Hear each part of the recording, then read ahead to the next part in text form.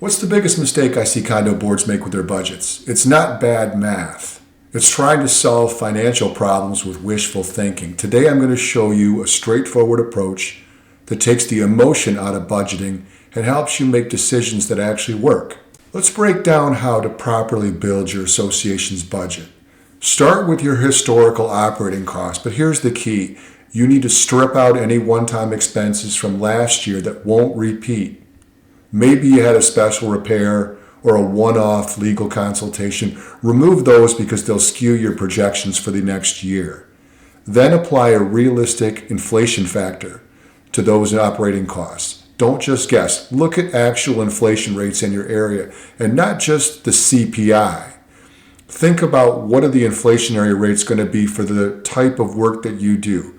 Plumbing, electrical, heating and cooling, or whatever expenses you have for your community. Especially for key expenses like utilities, water, electric, gas, and services. Next, look at your reserve account. This step has 3 parts. What should be in your reserves based on your funding plan? What major expenses are scheduled to come out this year? What does your reserve study or funding plan say needs to go in? This isn't about what you wish you could contribute.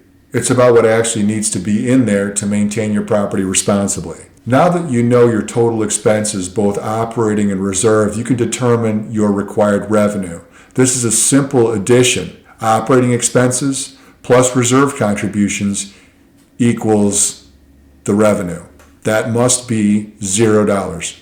Revenue minus operating expenses minus reserve contributions must equal 0. It's called a zero-based budget. The final step is dividing this total among the residents. Your governing documents will specify whether to use an equal weighted method where everybody pays the same or a value weighted method based on square footage, unit value, or some other factor that was created in the governing documents by your developer, presumably. Now let me address something crucial that often details proper budgeting decisions: emotional decision making. Here's a common scenario I've encountered. Board members start thinking about their personal budgets or about a longtime resident who might struggle with the increased fees. While this compassion is admirable, it's important to remember your fundamental obligation as a board member. You're there to protect and maintain the real estate asset, not to engineer the budget around a specific individual resident's financial situation. Let me be direct. Sometimes dues have been artificially low for years, and reality needs to catch up. Yes, this can be difficult, but maintaining artificially low dues doesn't serve anyone in the long run. It only leads to deferred maintenance, depleted reserves, and eventually much larger financial problems. However, here's a practical strategy for handling unexpected expenses. Consider an assessment for truly one-time costs. Let me explain when this makes sense. Your regular dues should follow a consistent, predictable pattern based on normal operating expenses, planned reserve contributions, and regular inflationary increases. But when you face a truly one-time expense, maybe an unexpected repair or a major improvement, that's when an additional assessment might be more appropriate than raising dues. This keeps your regular dues stable and predictable while addressing extraordinary needs separately.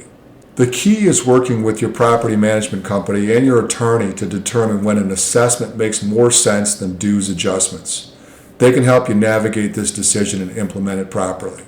Remember, your role as a board member is to make decisions that protect the community's physical assets and financial health. And while it's natural to consider individual circumstances, your fiduciary duty is to the community as a whole. Make your budgeting decisions based on what the property needs, not what might be temporarily comfortable. If you found this perspective valuable, I invite you to connect with us. For our Instagram viewers, hit follow and feel free to DM us with your questions or community challenges. YouTube viewers, subscribe to our channel and check out the video description for links to our website where you'll find our published works on community management, board excellence, and our unique management philosophy. Whether you're dealing with the challenges we discussed today or other community issues, we're here to help. Visit our website to discover our thought leadership content, books, and resources that can transform your community management approach. Thanks for watching, and we'll see you in the next video.